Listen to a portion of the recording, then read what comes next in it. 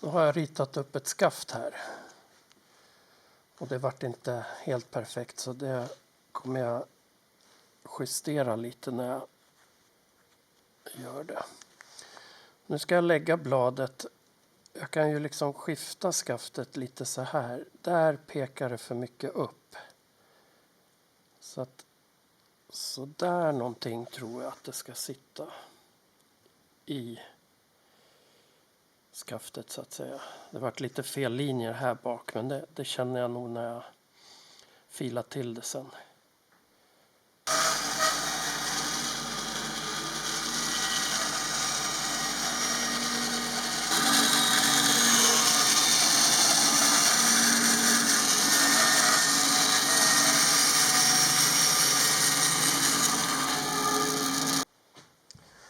Nu när jag sågade bort det här så måste jag ju rita på den här igen. Då sätter jag i bladet och så ritar jag på med den mallen jag gjorde. Och sen tar jag ur bladet.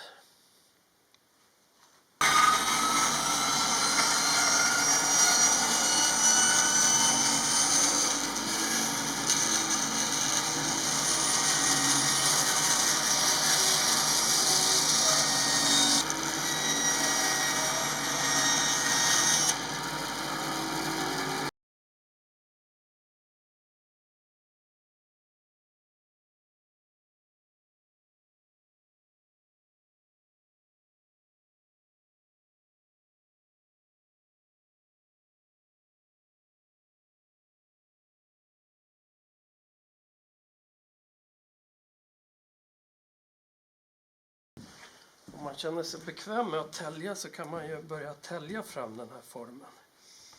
Och då är det här ett bra grepp, att stå vid en huggkubbe och tälja bort kanterna så här. Man får se upp bara så att man inte får med sig liksom för mycket. Det är ganska vresigt det här materialet och kan liksom spricka på konstiga sätt jämfört med om man täljer i vanligt vilket virke som helst så att säga. Men jag brukar börja med att tälja lite så här. Sen går man ju på med filar. Speciellt här får man vara försiktig så det inte spräcker ur. Och nu var det på väg att göra det. Så.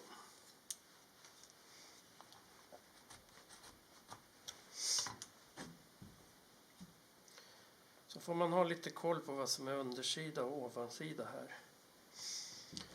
Och jag brukar ha bladet till hand så att jag kan titta på formen så här. Sätta i det och jag vet att den här ska vara neråt, den där.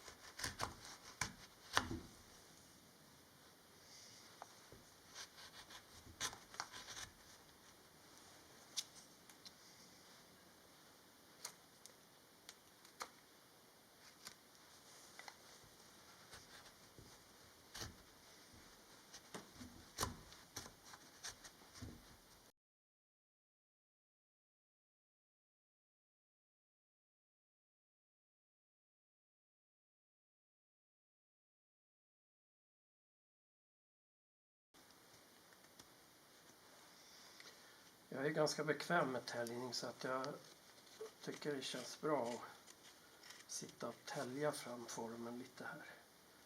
Men man kan ju tycka att det är enklare att fila den och då ska man ju göra det såklart. Men jag tar fram formen här så får vi se liksom hur mycket det är kvar sen och fila. Sen vill jag gärna ha någon sorts form här bak också så att den kanske lutar lite neråt så här.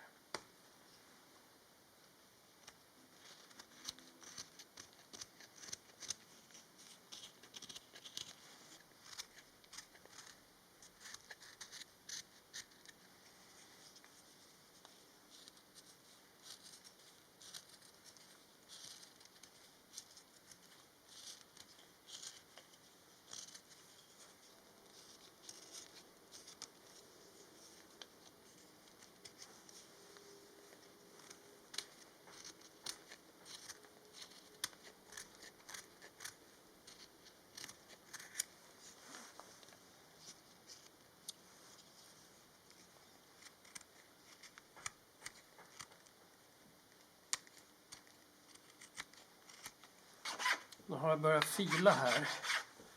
Och det är såna här grova träfilar som gäller. Det som är skönt när man täljer lite, det är att man slipper det här raspstadiet. För det ger så otroliga filmärken så att det är nästan så att man kan, om man raspar för nära slutformen så kan man liksom känna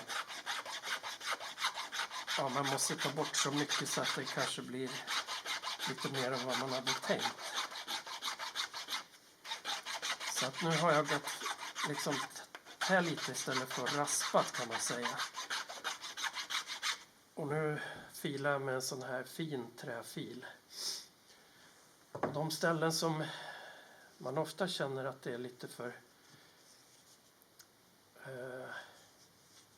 klumpigt, det är just här på magen liksom, om det blir för mycket material här. Så att där ska den vara lite smalare, liksom smal och smidig. Sen kan den vara lite tjockare över ryggen, för där hamnar den liksom på ett annat sätt i handen. Det är därför man säger att den ska vara lite droppformad eller äggformad liksom, om man säger genomskärningen på skaftet. Det här.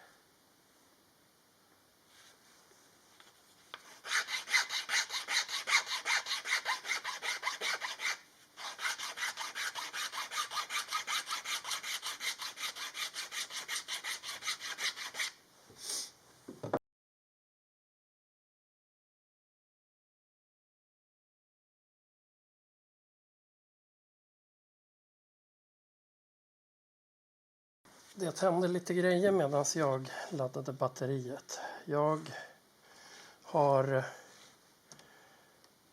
filat klart skaftet. Och sen har jag lagt på en bets. Innan jag tar och putsar det med sandpapper så lägger jag på en bets så här. Och meningen är att jag sen ska slipa bort det mesta av den här mörka betsen och så få liksom den att ligga kvar bara där den tränger ner som allra djupast i vissa ådror och så här. Och sen när jag slipat klart skaftet helt, då lägger jag på en ljusare bets som får andra områden där den här inte har sugit in så djupt att framträda då. Och på så sätt får man en kontrast i träet då. Eftersom det inte är speciellt homogent så suger det åt sig betsen väldigt olika. Nu har jag ett 120 sandpapper här som jag börjar med då. Och putsar. Ska vi se, då får jag liksom bort mycket av det här mörka. Vi får se hur mycket det kommer lämna. Jag brukar lägga på en svart bett först. Faktiskt. Men den här, då testar jag den här. Så får vi se. Putsar jag på här.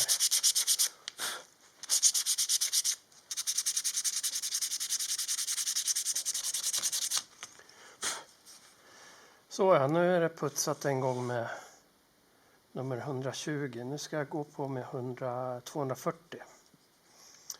180 om jag har, men jag tror inte det. Så 240. Det gäller att få bort alla sliprepor nu från... Nu har jag fått bort alla sliprepor från filningen. Nu gäller det att få bort alla sliprepor från det grova sandpappret. Och så går jag neråt hela tiden till lägre och lägre kornstorlek. Nu är det här skaftet då putsat med 120, 240, 320 och till sist 400 nu. Det här var 400. Ja. Och nu tänker jag lägga på en lite ljusare bets här. Och jag tror att det är inte så jättestor skillnad i nyans. Så jag skulle ha velat haft lite större skillnad i nyans. Men jag hade bara de här betserna kvar. Och man kan ta en provbit först så här. Det var länge sedan jag använde bets. Så att de har försvunnit lite. Jag stryker på den här betsen här på. Den som är lite ljusare. Och fått den här två toner bets. Så här. Så nu ska jag putsa det här med superfint sandpapper. Så att man inte tar bort så mycket av det här nu.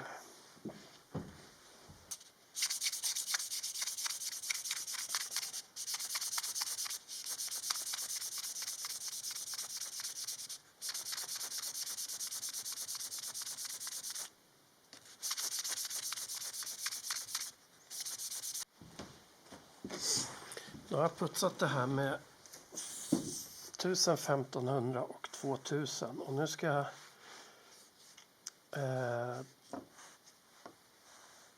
våtslipa det så att jag fuktar på det lite grann så här. Och då ska ju fibrerna resa sig. Så att man kan putsa av de fibrerna som liksom har rest sig sen. Så att ja, betsen vart ju bra men kanske lite väl röd. Men jag tänker att om man tar en olja som har lite färg i sig, alltså som är lite mörk, kanske Danish oil, så kanske det blir en schysst färg till slut. Det hade varit fint med en lite brunare eller gulare nyans. Jag har nu våtslipat den 3 gånger så som jag visade att jag fuktar träet och sen låter jag det torka, putsar av de fiber som har rest sig. Och när jag oljar den sen då så ska det inte bli någon fiberresning. Så en liten täljkniv. Snart klar. Limningen såklart lite pysslig. Så det ska jag göra imorgon.